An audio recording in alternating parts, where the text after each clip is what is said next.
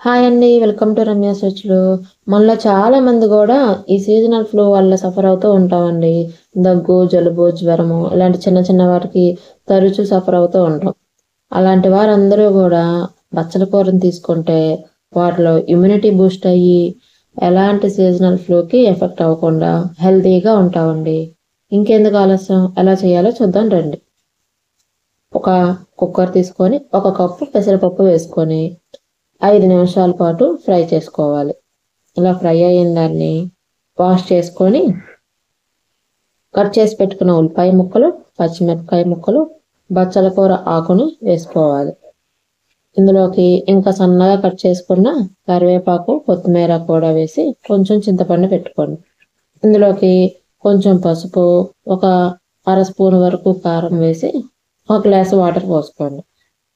Water అనేది మీరు తీసుకున్న ఆకు క్వాంటిటీని బట్టి వేసుకోవాలండి, ఎక్కువగా వేసుకోవద్దు. దీని కింద కనుక్కొని కుక్కర్ క్యాప్ పెట్టి 3 విజిల్స్ వచ్చే వరకు ఉడికించుకోండి. మీరు ఇక్కడ కావాలంటే కందిపప్పుతో కూడా ఇది వండుకోవచ్చండి. ఇలా ఉడికిన దాన్ని మూత తీసుకొని ఒక గరిటెతో ఒక 5 నిమిషాల పాటు బాగా కలిపితే స్మాష్ అయిపోతుందండి. చూడండి, ఒక 5 నిమిషాలు కలుపుకుంటే సరిపోతుంది. ఇప్పుడు ఇందులోకి మీ రుచికి తగ్గట్టు 1.5 స్పూను ఉప్పు వేసుకోండి. అది కూడా బాగా కలిసేలాగా కలుపుకోవాలి. ఇప్పుడు దీనికి ఎంతో రుచిగా ఉండే పోపు పెట్టుకుందాం రండి.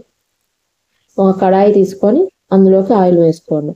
ఆయిల్ హీట్ అయిన తర్వాత కొంచెం జీలకర్ర, ఆవాలు, మినప్పప్పు, ఎండుమిరపకాయలు, అలానే కొంచెం కరివేపాకు, 2 వెల్లుల్లి రెమ్మలు వేసి ఫ్రై చేసుకోండి. ఇప్పుడు ఆ ఉడకబెట్టిన పప్పుని తీసుకొచ్చి పోపులో వేసుకోవాలి.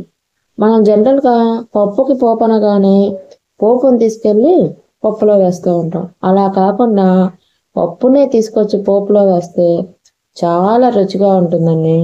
మీరు తప్పకుండా ఈ వేలో ట్రై చేసి ఒక్కసారి ఎలా వచ్చిందో నాకు కామెంట్ చేయండి. థ్యాంక్స్ అండి. Thanks for watching.